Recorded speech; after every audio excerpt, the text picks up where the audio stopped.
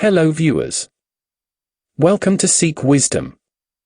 First of all, we would like to thank you for playing this video. Presenting you in this video, summary of the book, The Power of Now, written by Eckhart Tolle. The Power of Now is one of those rare books with the power to create an experience in readers, one that can radically change their lives for the better. We hope you like it. Let's get started. The world as it appears to us now is largely a reflection of the egoic mind. Fear being an unavoidable consequence of egoic delusion, it is a world dominated by fear. As the egoic mode of consciousness and all the social, political, and economic structures that it created enter the final stage of collapse. The relationships between men and women reflect the deep state of crisis in which humanity now finds itself. Humanity is under great pressure to evolve because it is our only chance of survival as a race. This will affect every aspect of your life and close relationships in particular. Those who run on mind energy, which is still the vast majority of the Earth's population, remain unaware of the existence of spiritual energy. It belongs to a different order of reality and will create a different world when a sufficient number of humans enter the surrendered state, and so become totally free of negativity. If the Earth is to survive, this will be the energy of those who inhabit it. However, those who have gone beyond mind is as yet extremely small, so you can assume that virtually everyone you meet or know lives in a state of fear. It is not so much that you use your mind wrongly, actually you don't use it at all. It uses you. This is the disease. You believe that you are your mind. This is the delusion. Identification with your mind, which causes thought to become compulsive. Not to be able to stop thinking is a dreadful affliction, but we don't realize this because almost everybody is suffering from it, so it is considered normal. This incessant mental noise prevents you from finding that realm of inner stillness that is inseparable from being. It also creates a false mind-made self that casts a shadow of fear and suffering. The moment you realize this, there can be no more resentment. How can you resent someone's illness? The only appropriate response is compassion. Unconsciousness means to be identified with some mental or emotional pattern. Ordinary unconsciousness means being identified with your thought processes and emotions, your reactions, desires, and aversions. It is most people's normal state. If mental development and increased knowledge are not counterbalanced by a corresponding growth in consciousness, the potential for unhappiness and disaster is very great. All evils are the effect of unconsciousness. You can alleviate the effects of unconsciousness, but you cannot eliminate them unless you eliminate their cause. True change happens within, not without. Choice implies consciousness, a high degree of consciousness. Without it, you have no choice. Choice begins the moment you disidentify from the mind and its conditioned patterns, the moment you become present. Until you reach that point, you are unconscious. Anything unconscious dissolves when you shine the light of consciousness on it. What is needed and what we are concerned with is a permanent shift in consciousness. We are not separate from our world, so when the majority of humans become free of egoic delusion, this inner change will affect all of creation. You will literally inhabit a new world. It is a shift in planetary consciousness. Only those who have transcended the world can bring about a better world. You become the light of the world, an emanation of pure consciousness, and so you eliminate suffering on the level of cause. You eliminate unconsciousness from the world. The causal level needs to remain your primary focus, the teaching of enlightenment your main purpose, and peace your most precious gift to the world. Let's go in depth of unconsciousness. The term ego means different things to different people, but what author mean is a false self, created by unconscious identification with the mind. As long as you are identified with your mind, the ego runs your life. Since the ego is a derived sense of self, it needs to identify with external things. It needs to be both defended and fed constantly. The most common ego identifications have to do with possessions, the work you do, social status and recognition, knowledge and education, physical appearance, special abilities, relationships, personal and family history, belief systems, and often also political, nationalistic, racial, religious, and other collective identifications. None of these is you. As long as you are identified with the mind, you have an externally derived sense of self. That is to say, you get your sense of who you are from things that ultimately have nothing to do with who you are. Your social role, possessions, external appearance, successes and failures, belief systems, and so on. Ego is the unobserved mind that runs your life when you are not present as the witnessing consciousness. The ego perceives itself as a separate fragment in a hostile universe, with no real inner connection to any other being. Surrounded by other egos which it either sees as a potential threat or which it will attempt to use for its own ends. Identification with your mind creates an opaque screen of concepts, labels, images, words, judgments, and definitions that blocks all true relationship. It is this screen of thought that creates the illusion of separateness, the illusion that there is you and a totally separate other. You then forget the essential fact that, underneath the level of physical appearances and separate forms, you are one with all that is. The mind is essentially a survival machine. Attack and defense against other minds, gathering, storing, and analyzing information, this is what it is good at, but it is not at all creative. The mind in itself is not dysfunctional. It is a wonderful tool. Dysfunction sets in when you seek yourself in it and mistake it for who you are. It then becomes the egoic mind and takes over your whole life. Mind is not just thought. It includes your emotions as well as all unconscious mental emotional reactive patterns. Emotion arises at the place where mind and body meet. It is the body's reaction to your mind, or you might say, a reflection of your mind in the body. The mind cannot know the tree. It can only know facts or information about the tree. The mind can never find the solution, nor can it afford to allow you to find the solution, because it is itself an intrinsic part of the problem. The problems of the mind cannot be solved on the level of the mind. Next is pain. Pain is inevitable as long as you are identified with your mind, which is to say spiritually, as long as you are unconscious. The harder the mind struggles to get rid of the pain, the greater the pain. The pain that you create now is always some form of non-acceptance. On the level of thought, the resistance is some form of judgment. On the emotional level, it is some form of negativity. As humans have become increasingly identified with their mind, most relationships are not rooted in being and so turn into a source of pain and become dominated by problems and conflict. All pain is ultimately an illusion. The question is it true for you? Are you defending your right to be unconscious, your right to suffer? Don't worry. Nobody is going to take that away from you. Once you realize that a certain kind of food makes you sick, would you carry on eating that food and keep asserting that it is okay to be sick? Understand the difference between life situation and life. Your life situation exists in time. Your life is now. Your life situation is mind stuff. Your life is real. You can improve your life situation, but you cannot improve your life. Life is primary. Life is your deepest inner being. It is already whole, complete, perfect. Your life situation consists of your circumstances and your experiences. There is nothing wrong with setting goals and striving to achieve things. The mistake lies in using it as a substitute for the feeling of life, for being. Your life's journey has an outer purpose and an inner purpose. The outer purpose is to arrive at your goal or destination, to accomplish what you set out to do, which, of course, implies future. But if your destination, or the steps you are going to take in the future, take up so much of your attention that they become more important to you than the step you are taking now, then you completely miss the journey's inner purpose, which has nothing to do with where you are going or what you are doing, but everything to do with how. It has nothing to do with future, but everything to do with the quality of your consciousness at this moment.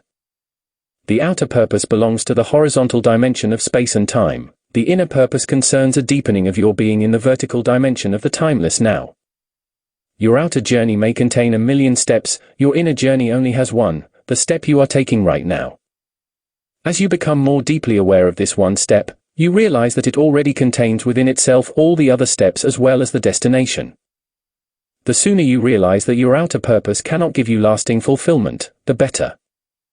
The ultimate purpose of the world lies not within the world but in transcendence of the world. Whatever the present moment contains, accept it as if you had chosen it. Always work with it, not against it. This will miraculously transform your whole life. Ultimately, this is not about solving your problems. It's about realizing that there are no problems. Only situations. Problems are mind-made and need time to survive. They cannot survive in the actuality of the now. Attention is the key to transformation, and full attention also implies acceptance. Attention is like a beam of light, the focused power of your consciousness that transmutes everything into itself. Full attention is full acceptance, is surrender. The moment you completely accept your non-peace becomes transmuted into peace. This is the miracle of surrender. Through surrender, spiritual energy comes into this world. It creates no suffering for yourself, for other humans, or any other life form on the planet. Surrender is a purely inner phenomenon. It does not mean that on the outer level you cannot take action and change the situation. Surrender, the letting go of mental emotional resistance to what is, also becomes a portal into the unmanifested. The reason for this is simple: inner resistance cuts you off from other people, from yourself, from the world around you. Surrender does not transform what is, at least not directly. Surrender transforms you. When you are transformed, your whole world is transformed, because the world is only a reflection. There is a delusion of time. Ultimately, there is only one problem: the time-bound mind itself. You cannot be both unhappy and fully present in the now. Suffering needs time, it cannot survive in the now. You can end the delusion of time. Remove time from the mind and it stops, unless you choose to use it. Learn to use time in the practical aspects of your life. We may call this clock time, but immediately return to present moment awareness when those practical matters have been dealt with. In this way, there will be no build-up of psychological time, which is identification with the past and continuous compulsive projection into the future. All negativity is caused by an accumulation of psychological time and denial of the present. Unease, anxiety, tension, stress, worry, all forms of fear, are caused by too much future, and not enough presence. To be identified with your mind is to be trapped in time, the compulsion to live almost exclusively through memory and anticipation. This creates an endless preoccupation with past and future and an unwillingness to honor and acknowledge the present moment, and allow it to be. The compulsion arises because the past gives you an identity and the future holds the promise of salvation. Both are illusions. Nothing ever happened in the past or will ever happen in future, it happened and will happen in the now. Past is a memory trace, stored in the mind, of a former now. The future is an imagined now, a projection of the mind. Past and future obviously have no reality of their own. Their reality is borrowed from the now. The present moment is all you ever have. Make the now the primary focus of your life.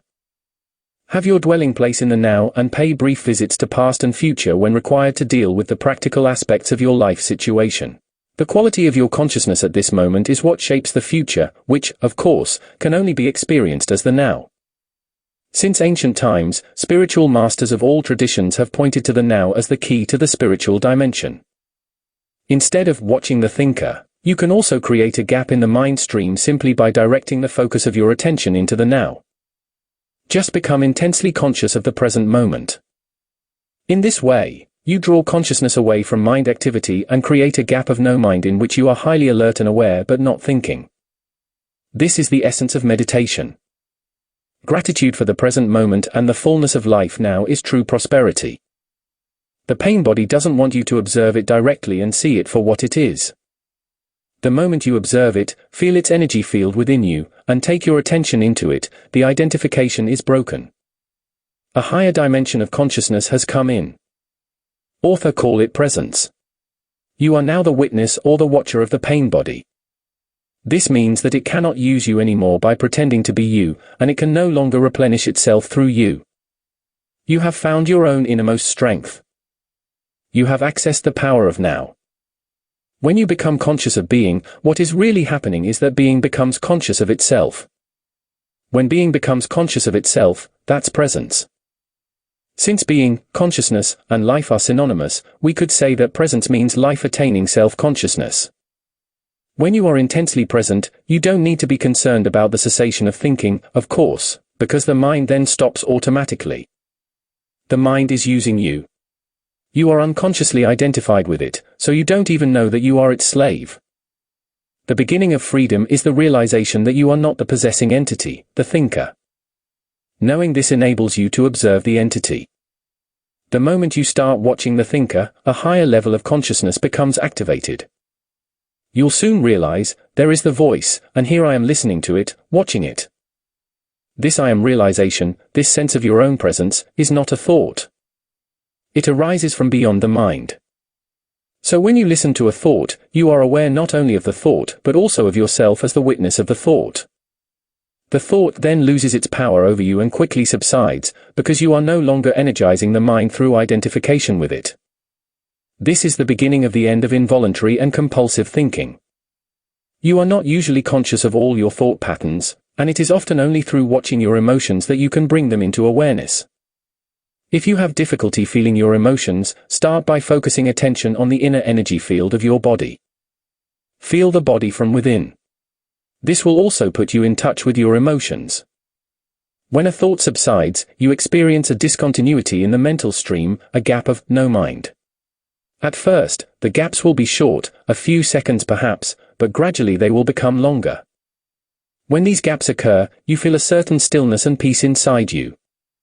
This is the beginning of your natural state of felt oneness with being, which is usually obscured by the mind. As you go more deeply into this realm of no mind, as it is sometimes called in the East, you realize the state of pure consciousness. In that state, you feel your own presence with such intensity and such joy that all thinking, all emotions, your physical body, as well as the whole external world become relatively insignificant in comparison to it. No mind is consciousness without thought. Don't seek to grasp being with your mind. You can know it only when the mind is still. When you are present, when your attention is fully and intensely in the now, being can be felt, but it can never be understood mentally. To regain awareness of being and to abide in that state of feeling realization is enlightenment. Nobody can claim exclusive possession of being. It is your very essence, and it is immediately accessible to you as the feeling of your own presence, the realization I am that is prior to I am this or I am that. Loss of now is loss of being. Make it a habit to ask yourself, what's going on inside me at this moment? That question will point you in the right direction. But don't analyze, just watch. Focus your attention within. Feel the energy of the emotion. If there is no emotion present, take your attention more deeply into the inner energy field of your body. It is the doorway into being. At the level of being, all suffering is recognized as an illusion. Suffering is due to identification with form.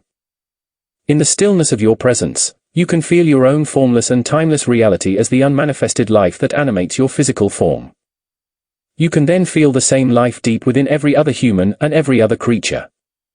You look beyond the veil of form and separation. This is the realization of oneness. This is love. Love as a continuous state is as yet very rare as conscious human beings. Brief and elusive glimpses of love, however, are possible whenever there is a gap in the stream of mind. Love isn't a portal, it's what comes through the portal into this world. As long as you are completely trapped in your form identity, there can be no love. Your task is not to search for love, but to find a portal through which love can enter. True love has no opposite. If your love has an opposite, then it is not love, but a strong ego need for a more complete and deeper sense of self. The greatest catalyst for change in a relationship is complete acceptance of your partner as he or she is, without needing to judge or change them in any way. What is God? The eternal one life underneath all the forms of life. What is love? To feel the presence of that one life deep within yourself and within all creatures.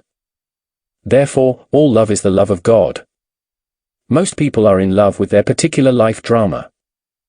Their story is their identity. The ego runs their life. Even their, usually unsuccessful, search for an answer, a solution, or for healing becomes part of it. What they fear and resist most is the end of their drama. As long as they are their mind, what they fear and resist most is their own awakening. Your primary task is not to seek salvation through creating a better world, but to awaken out of identification with form. The single most vital step on your journey toward enlightenment is this: learn to disidentify from your mind. Every time you create a gap in the stream of mind, the light of your consciousness grows stronger. Once you have disidentified from your mind, whether you are right or wrong makes no difference to your sense of self at all, so the forcefully compulsive and deeply unconscious need to be right, which is a form of violence, will no longer be there.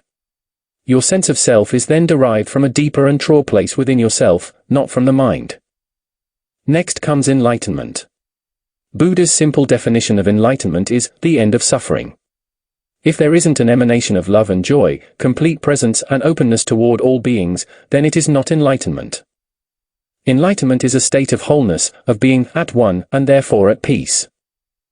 At one with life in its manifested aspect, the world, as well as with your deepest self and life unmanifested, at one with being.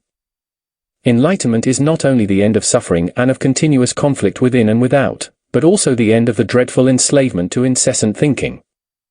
In the enlightened state, you still use your thinking mind when needed, but in a much more focused and effective way than before. Other terms for enlightenment are liberation and salvation. The good news is that you can free yourself from your mind. This is the only true liberation. The present moment holds the key to liberation. But you cannot find the present moment as long as you are your mind. Salvation is not elsewhere in place or time. It is here and now. True salvation is a state of freedom, from fear, from suffering, from a perceived state of lack and insufficiency and therefore from all wanting, needing, grasping, and clinging. It is freedom from compulsive thinking, from negativity, and above all from past and future as a psychological need. Your mind is telling you that you cannot get there from here. Something needs to happen, or you need to become this or that before you can be free and fulfilled. It is saying, in fact, that you need time, to find, sort out, do, achieve, acquire, become, or understand something before you can be free or complete. You see time as the means to salvation, whereas in truth it is the greatest obstacle to salvation. It here and now is the only point from where you can get there. You get there by realizing that you are there already. Here we shall wind up the video. Hope you like this. We'll see you again with another video soon. Till then, be happy, as happiness is prosperity.